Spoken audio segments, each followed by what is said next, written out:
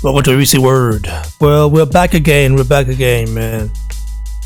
So if you're watching right now, click that like and subscribe button. If you're new to the channel, don't forget that. Just click the subscribe button if you like the content. So I want to talk about this article written by Karen Tate.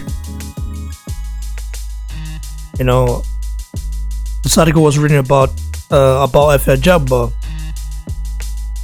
talking about Efe Ajagba lifestyle. He's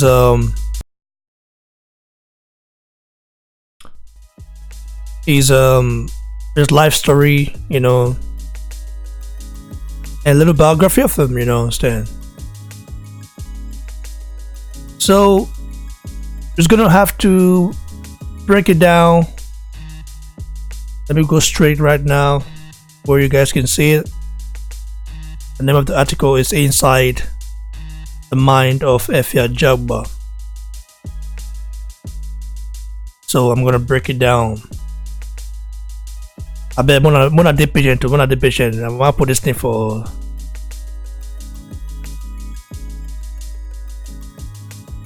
I want to show this thing so I'm not official. Be patient about that. So I guess you guys can see right now. Time to break things down, and I want to go through this article because I saw it 3 days ago, So I have to give my reaction, analyze it, and also my observation is also there, I'm a guy who keeps things real. You all know me, I don't back out. And I always try to promote my people in the best way I can, you understand? But if they do something that isn't right, I say the truth as well. In this article, it was well written, to be sincere, but I'm gonna observe it. Let's get it on. I'm not gonna play this clip right here because PBC are after my ass. They've given me copyright strike before, so I don't want it. I'm just gonna read the article. So, Inside the Mind of Efe Ajagba. This article was posted on April 23, 2019 by Karen Tate.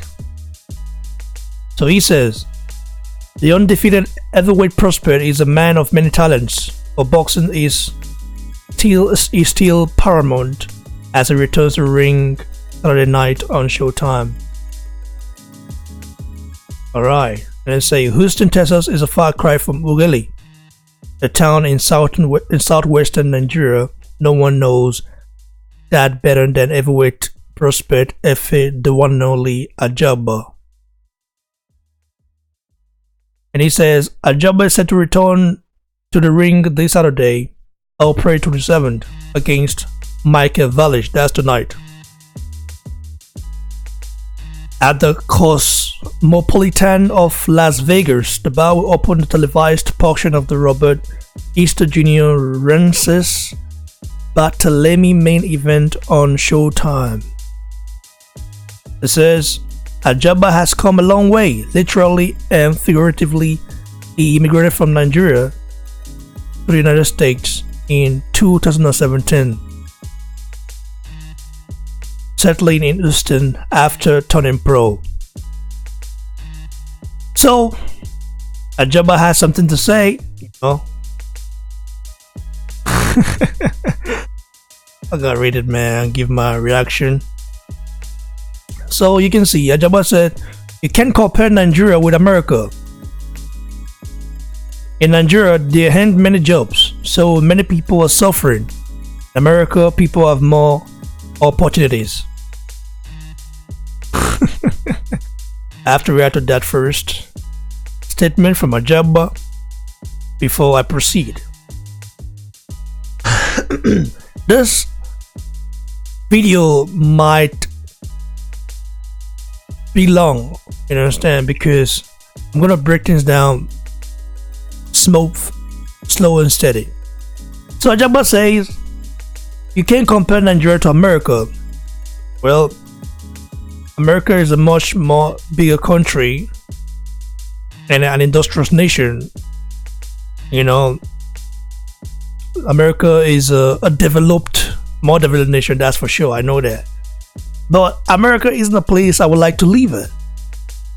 You understand? I got a lot of cousins there, I got friends there. I just don't like some things in the country. Doesn't mean I cannot visit the country, but stay and live there is not what I would like to live, because I remember at some point I got an invitation, like a visa at some point when I was back in Nigeria to go to America, and I turned it down, you know. And so I had to take a different route in my life. America is a great country, no doubt. A great country, fantastic country. Too many stuff you can do there. You can make your dream come true. But like our people say, the more money you have, more trouble you become, or you get, or that will come your way. You understand? So America is a great country, no doubt. Can be compared to Nigeria. You know, the economy is much more bigger than Nigeria's economy, so that's for sure. And they said in Nigeria they had many jobs, so many people are suffering. In America, people have more opportunities.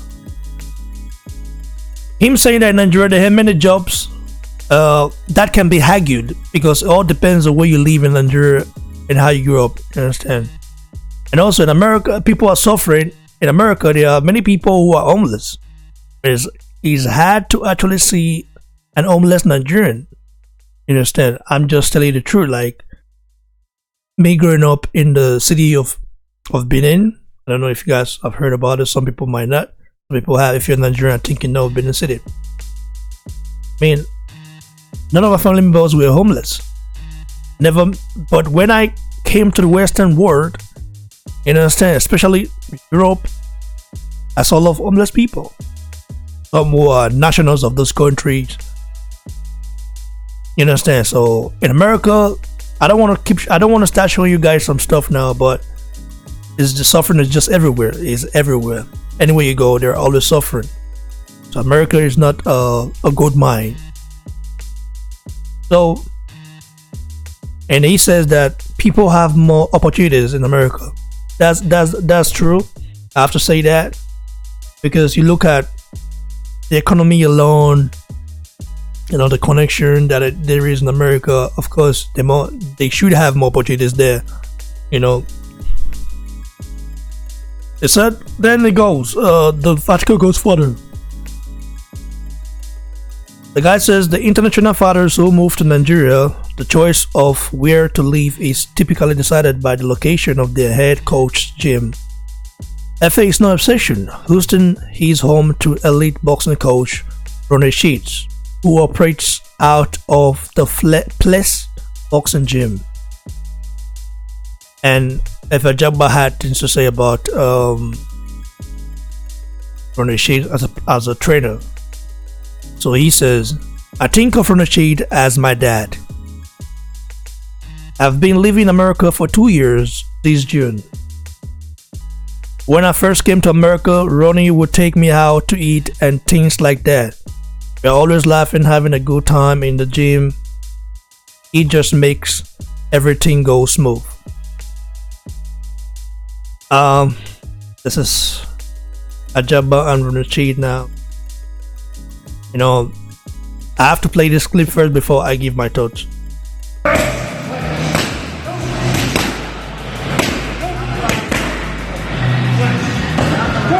This Ronnie Sheets right here. Ronnie Sheets. That's him. Yeah, in case of you guys who don't know him. So, I mean, then let me give my thoughts about Ronnie Sheets.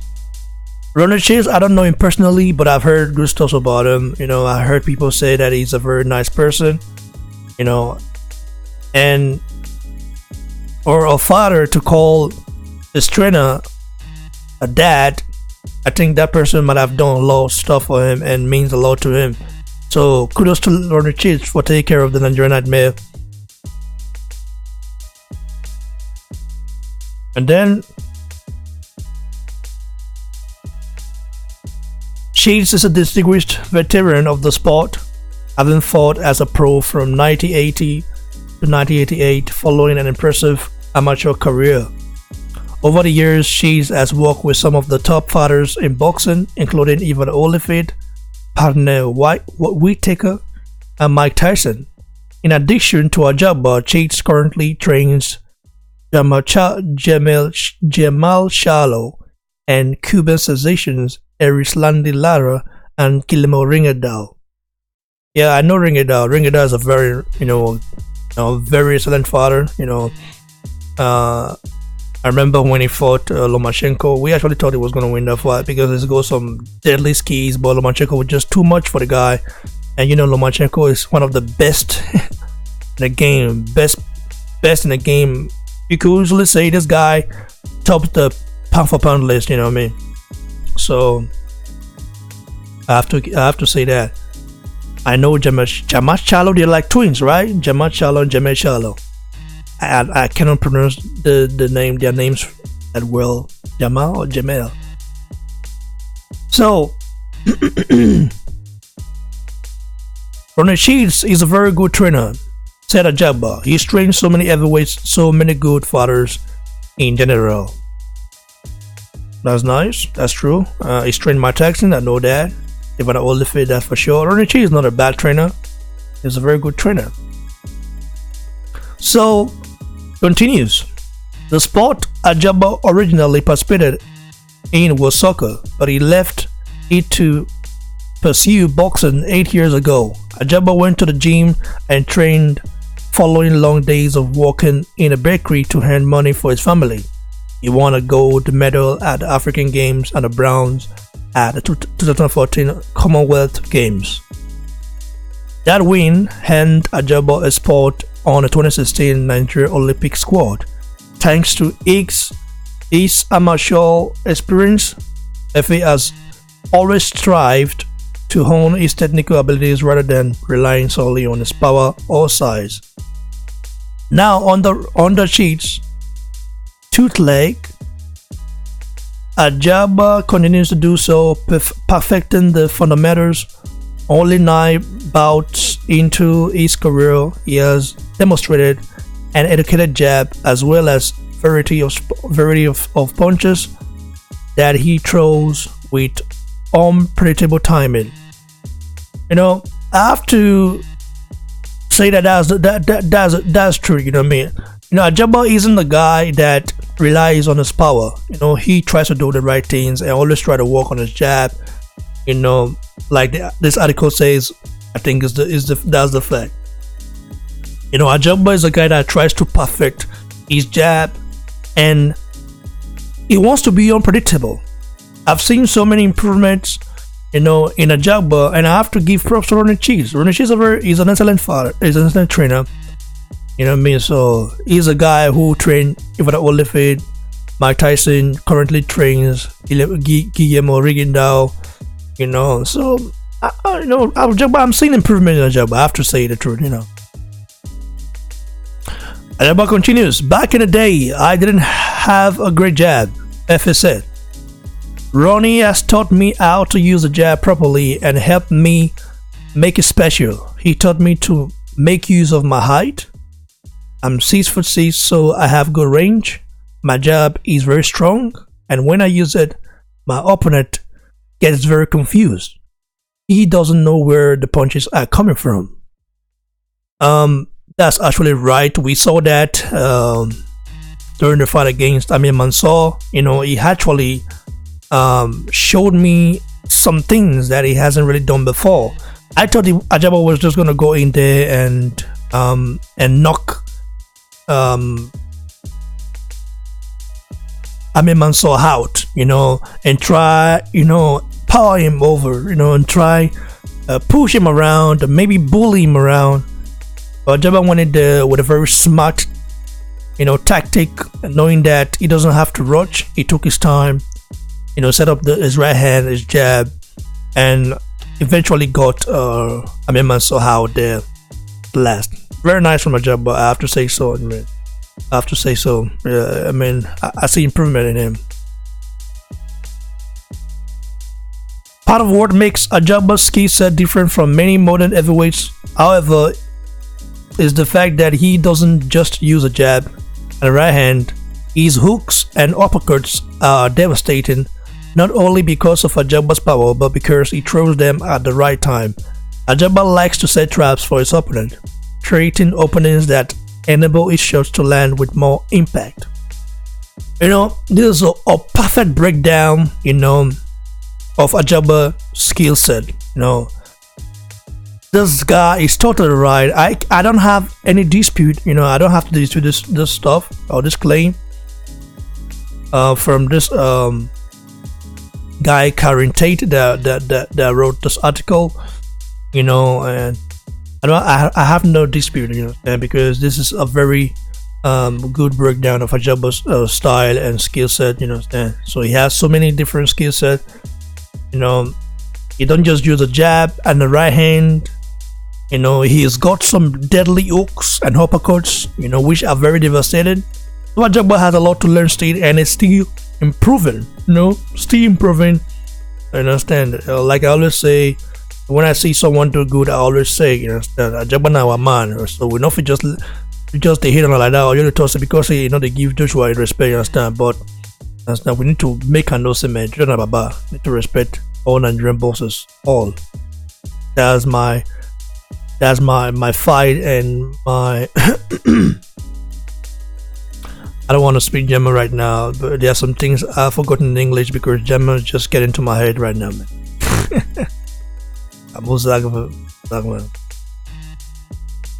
So let me continue. My biggest dream is to be heavyweight champion.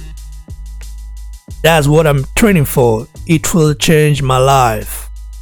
Ajagba, undefeated heavyweight prospect, Efe, the one and only Ajagba.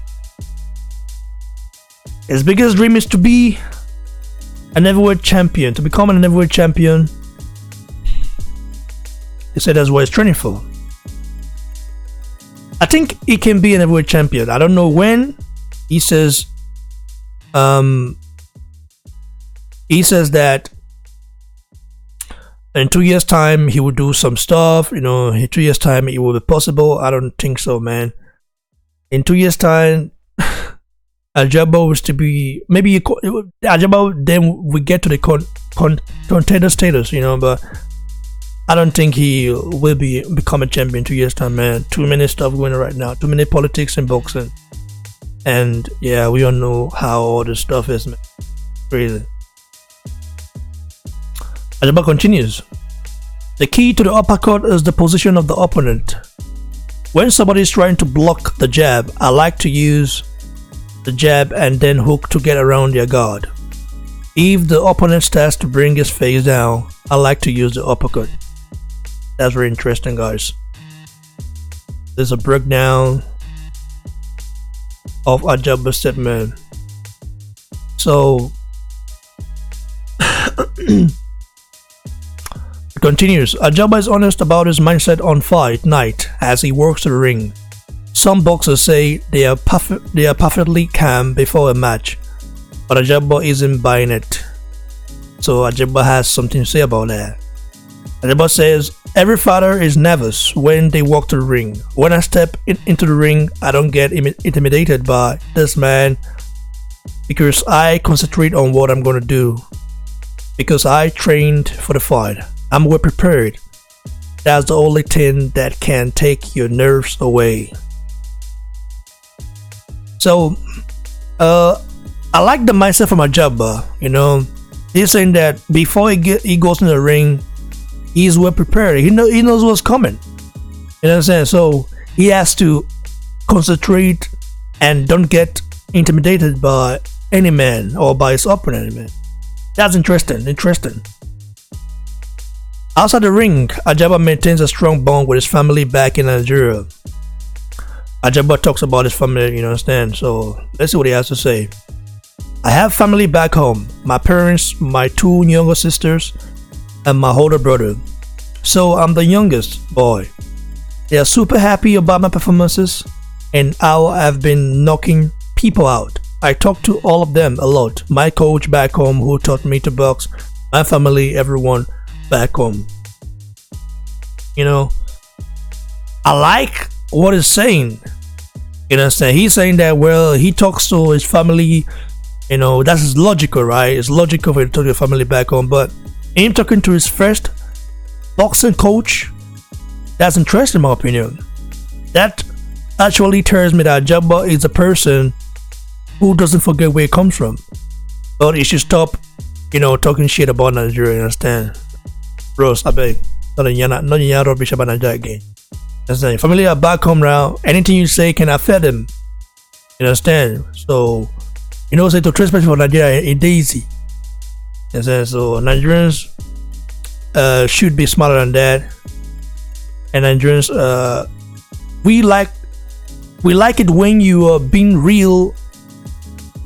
We also like it when I don't want to go too deep into the stuff. Let me just continue.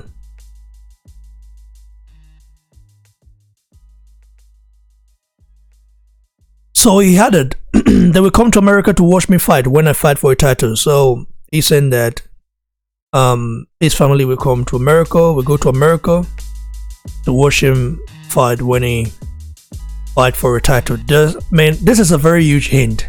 So Ajagba knows how. Always telling Ajagba that his next title bout, or when he gets to fight for a title, will be in America. I guess him already has some plans to take AJ's title, right? Or what is going on right now? Because I don't know if Deontay Wilder will ever want to fight Ajagba, a guy as dangerous, a guy who's got so many skills, a guy who is more skillful than he is, and a guy who has a tremendous power. You understand? Because I don't think Ajagba can beat Joshua. You understand? Maybe when he trains a little more and get to learn about the tricks in boxing, that's when he might have a chance, because Joshua is just too skillful, too dangerous, and too tricky for any goddamn heavyweight man. But Ajagba has a chance against Wilder in the next couple of years, maybe 2 years time. About AJ, against AJ, I don't know that, because AJ has skills, not just a brawler. He's a skillful man, a skillful boxer who knows his way around the ring. So,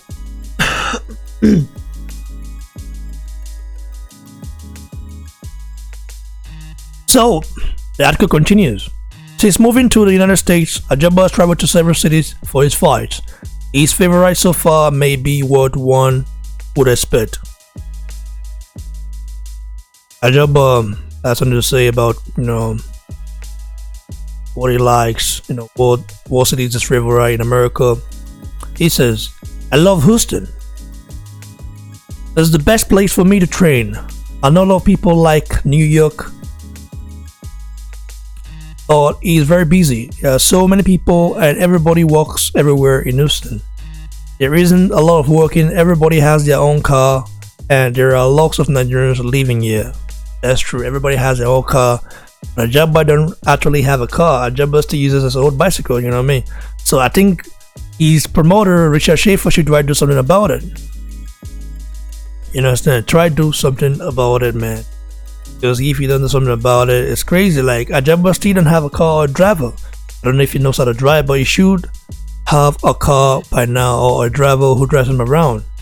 But I think he prefers, the whole style of training and all those stuff, which is cool. But I think having a car will make things more easier. That's just what I think. But hey, let's see what happens. So, as a heavyweight, Ajagba doesn't have to worry about cutting weight.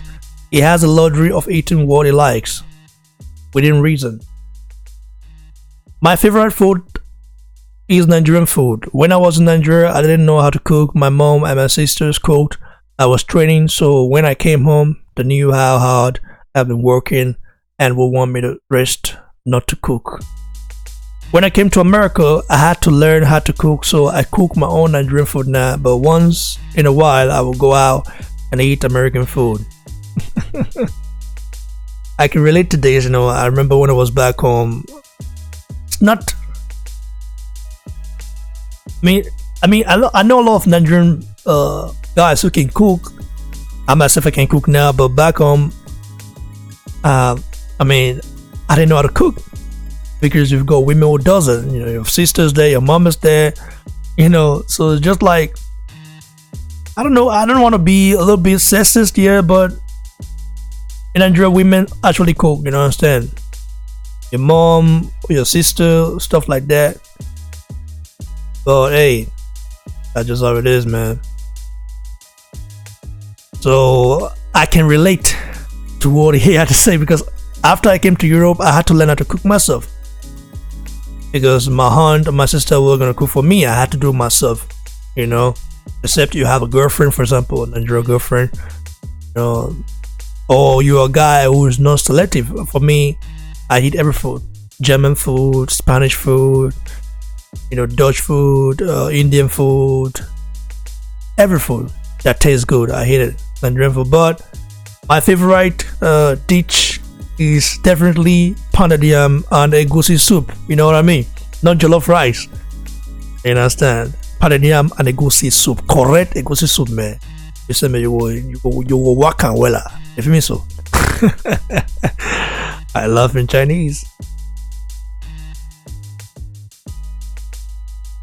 So the right times when Ajagba is not training, he takes a little downtime to watch his other fighter, a favorite sport on TV. Not fighter, favorite sport on TV. I watch soccer. Ajagba should know better. It's football, not soccer. You know what I mean? Football, not soccer, please. America, don't do blast it enter your head, dude. Oh my god. Chill. It's football. What do you play with your foot? It's football. So an object whereby you use your foot to play it. What they call football in America is actually rugby, in my opinion, because you can see how it's played and everything. It just looks like the rugby tactics. But hey, I guess Americans live in their own universe, man. Live in their whole world, in their own country, like a little bubble. So he says, I watch soccer. My favorite club is FC Barcelona. So you're not Barca. You're a Barca guy. Yeah, man, be about you right for life, man. Swear to God. But my favorite player is Cristiano Ronaldo. Okay, that's strange because if you're a Barcelona fan, Messi should be your icon, your role model, right? So Ronaldo used to play for Madrid, but now he plays for Juventus. So it's kind of strange that he likes Ronaldo. Because Ronaldo he sees Ronaldo more appealing and is his favorite football player, while Messi, who is the best in his team, isn't like a role model or an icon for him. Like, I don't understand, but let me continue. He says a lot of people like Lionel Messi best, but he has always played for Barcelona, but the same club.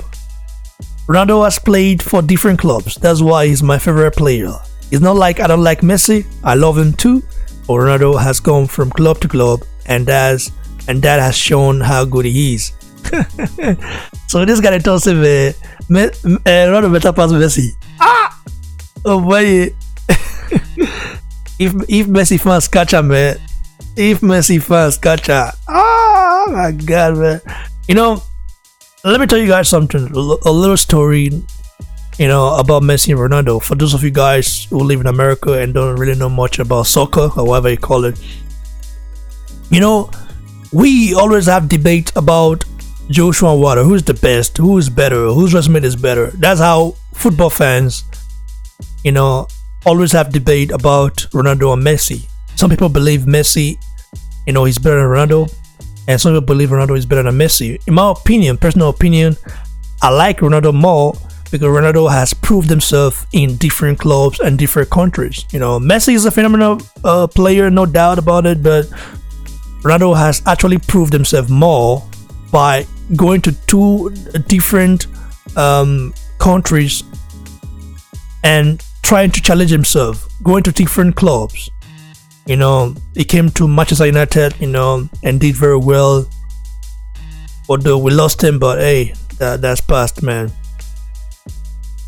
Shout out to Ronaldo and Messi and all the Messi fans, Barca fans at the house, man.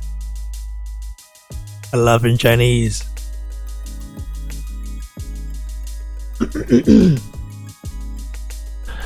Efe's favorite boxer makes sense considering his own focus on technical ability and knockout power.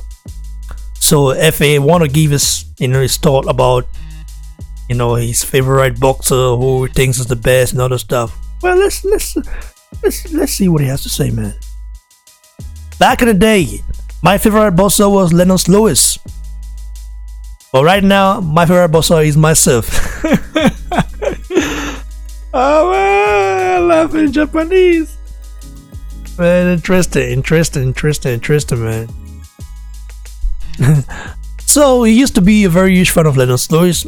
Lennox Lewis is a legend in the sport of boxing, that's for sure. But right now, he's beginning to act like a whole jealous geezer, like the UK fan might say, geezer. I heard it from them, man. So jealous of Anthony Joshua's success and jealous of Anthony Joshua's improvement, because he always has something to say about Joshua and has nothing to say about Wilder. People don't really like that and don't really respect that. That's the fact.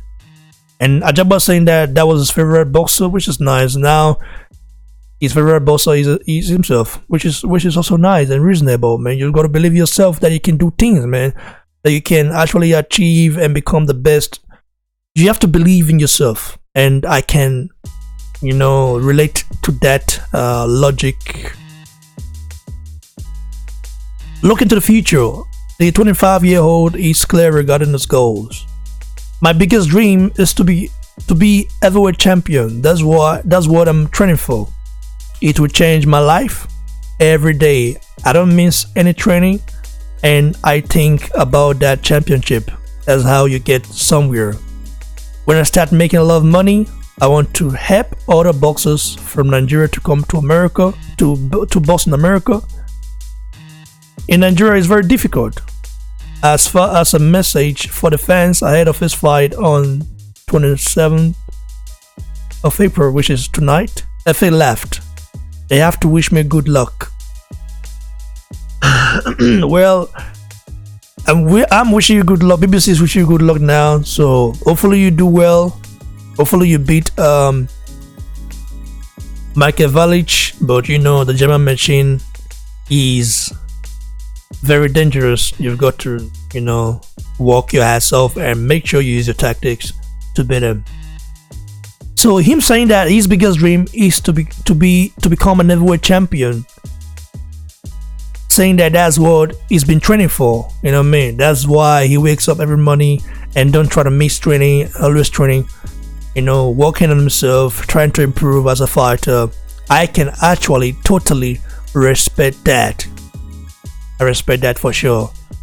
But there's a problem. You know why? There's a problem. I guess some of you can complete the sentence. The problem is that, well, I don't think he's at the right hands right now, man. I like Richard Schaefer. I don't really adore Shelefinko. I like Aheme, but I just think that the boxing politics PBC has been playing, isn't what is best for boxing, and I don't think he will get Ajagba nowhere, man, because Joshua is not losing that title to any PBC fighter. It could happen, but I don't know when. Joshua knows the deal. He knows the game. He knows what's going on. And Ajagba name isn't really getting out there. I was one of the first people. The first people that actually started putting Ajagba name on the map, and actually trying to, make people know about him. In fact, I even got some threats, some people telling me, "Well, your channel is shit because you only talk about Ajagba." I said, "Well, what do you care? That's not your problem. It's my channel. Whether you like it or not, I talk about Nigerian boxers, and I have to support them." So and now it's getting somewhere, but you still gotta mingle with the right people. We know Shelefinko has been in the game for so many years. He's managed the likes of Mike Tyson. We know that Heyman is a big player in the game. So the Boston politics is not happening right now because we haven't seen Joshua Wilder yet. So unless one of the PBC fighters get to beat Anthony Joshua, I don't see that title going anywhere, man. I don't see you becoming a world champion. I don't see it, man. I just see you training, handing some money, but I don't know. Boston politics is gonna prevent you, and then you will not get to know about it right there, man. Because right now, I understand you're under a contract. You don't want to talk bad about your manager. You don't want to offend him, you know, man. So I understand that, but you've got to think twice about your career. Efe Ajagba told me the other day that they've made the best decision to sign with Shelefinko and Heyman, that they will do that again when their contract expires, man. Except you want to be like Wilder, you know, I mean, you understand what I mean? Because even Wilder is an American, you are not.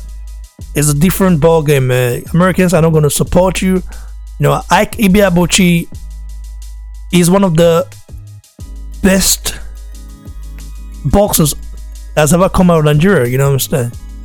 You know, but when he got in trouble, what happened? No one supported him. Nigerians tried their best, but you know, the Americans didn't. It's just like that. They might like you when you're getting the balls and other stuff. You need Nigerians to support you in order for you to get somewhere. And if you insult Anthony Joshua or diss him, not insult but diss him, you're not getting that support. Because Nigerians don't like when you diss another Nigerian. You know, you have to support each other to uplift each other. You understand what I mean, guys? So I'm not trying to diss Ajagba or try to say some bad stuff about him. I'm just telling you right now that he's got to stop, you know, trying to diss Anthony Joshua or talk some shit. You know, respect the king of the heavyweight division right now. You will get there. Not your time yet, but your time will come. If your time comes, I hope you grab the opportunity with both hands, you know, and go get it. Go get it. But under Heyman, with the politics they're playing, maybe things will change. I hope it changes, you know. But if it doesn't, man, you're fucked. That's all I have to say for now, guys. Like the video, share, and please don't forget to subscribe to the channel, guys.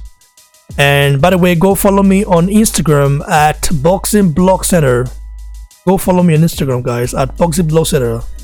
And as well on Twitter at Boxing Block. Cheers, everyone. Catch you on the next one.